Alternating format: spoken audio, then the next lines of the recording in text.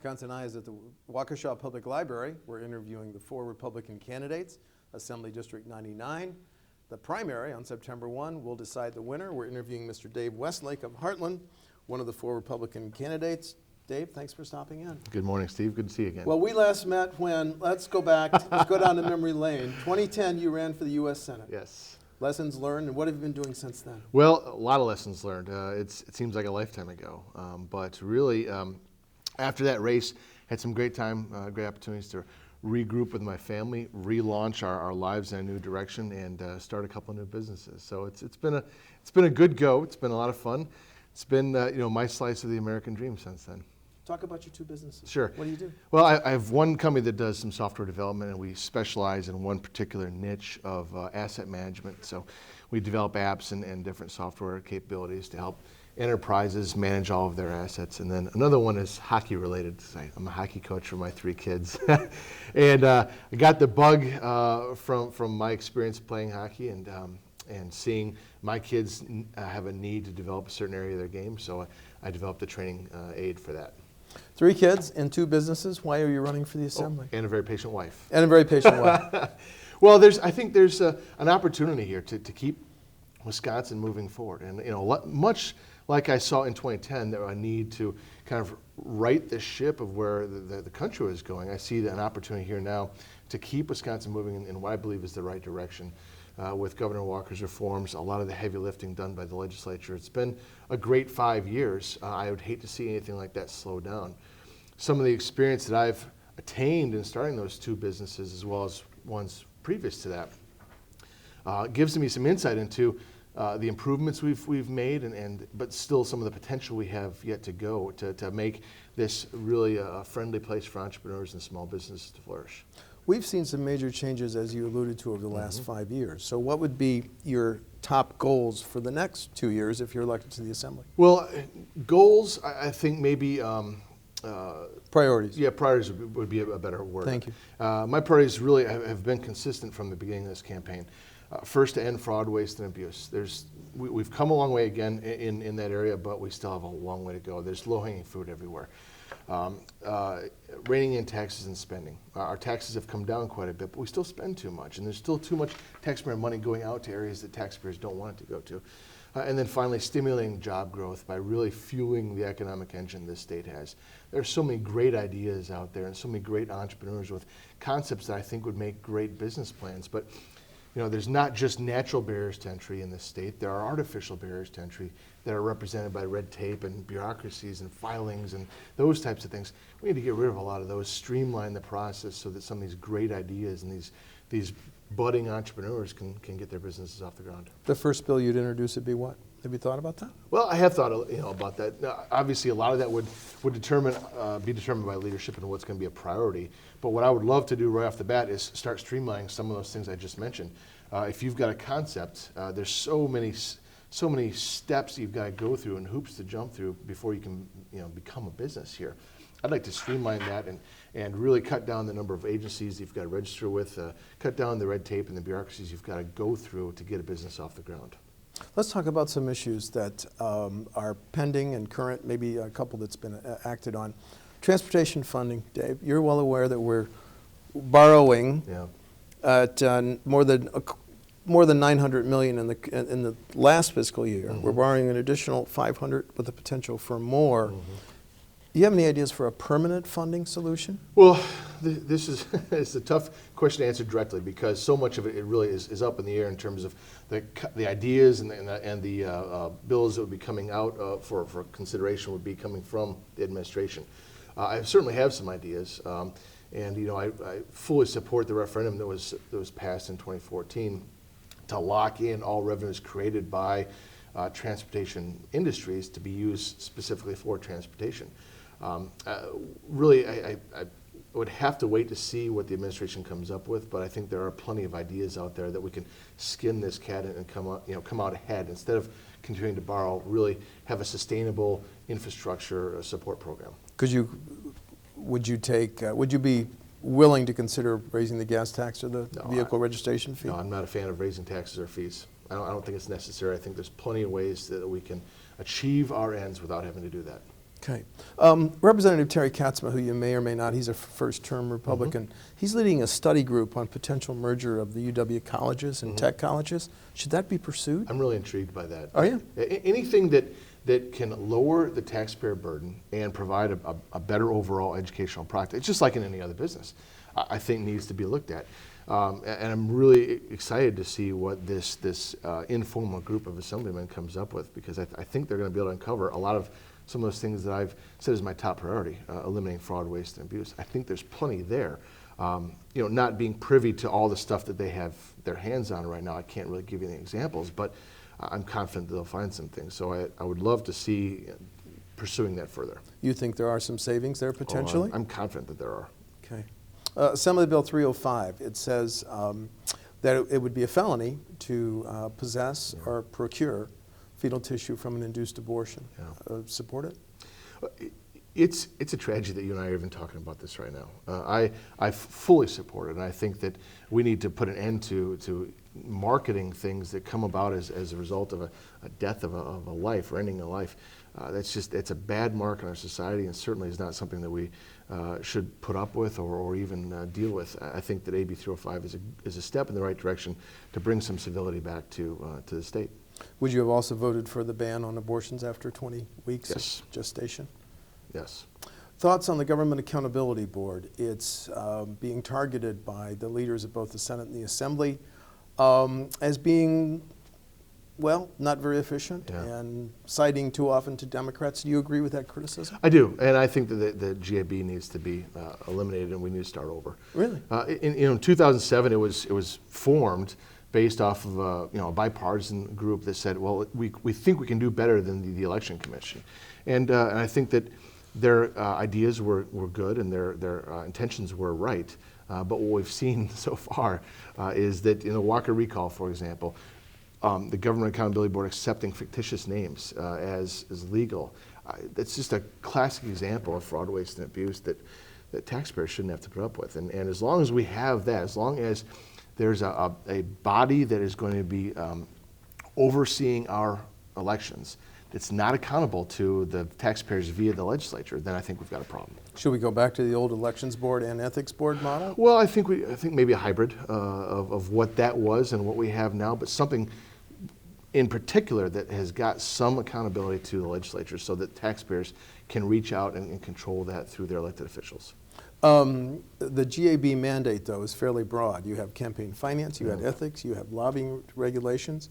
So you're not arguing for saving money by getting rid of some of those oversight functions, are you? No. The oversight functions need to be there, but I think that, again, they need to be in check by in check by the taxpayers via the legislature. Via the legislature. Absolutely. Traveling with the GAB reform is a John Doe changes. Yes. Does the John Doe process need to be revised? Without a doubt. Without a doubt.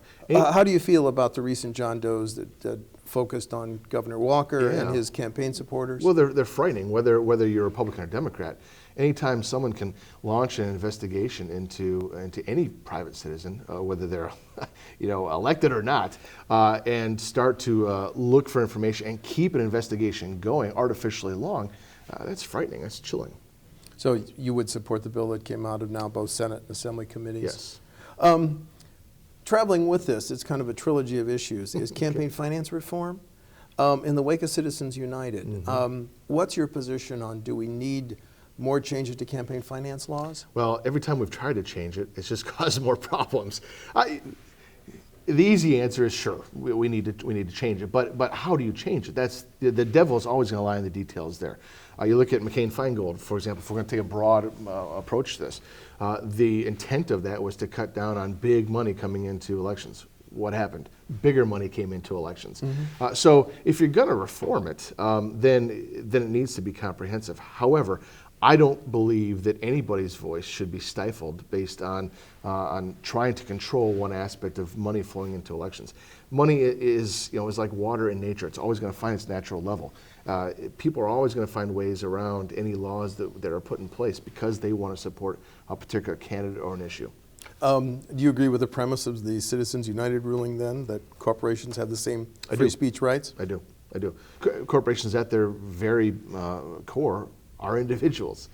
my businesses based on individuals. I have every right to put forth what I believe is important and should be supported in the public eye, just like anybody else does.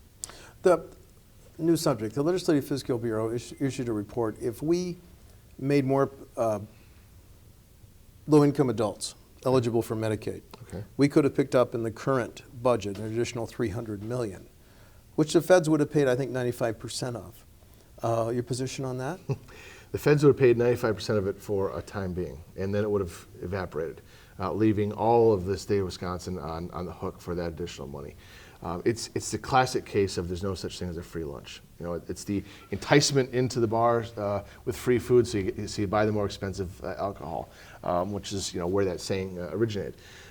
I would not have taken the money. I support what happened. How the governor handled this, because all it would have done in the long term is cause our taxpayers an additional burden.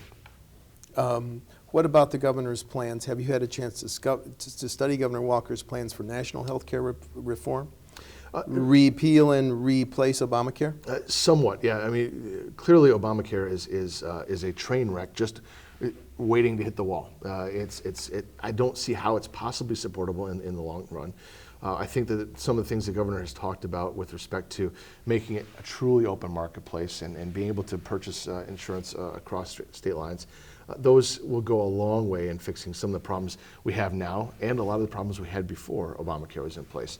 So I support the general concepts. I haven't seen all the specifics of it yet, but I like what I hear. The Milwaukee Bucks Arena package. Mm-hmm.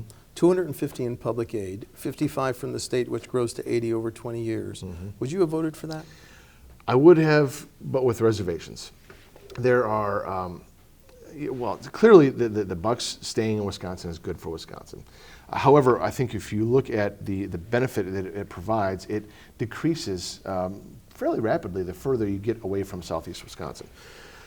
That being said, what I would have liked to have seen is less and less risk being absorbed by the taxpayers the further out you get from southeast Wisconsin. Mm-hmm. Those of us in Waukesha, for example, are going to benefit a lot more than our friends up in Hudson.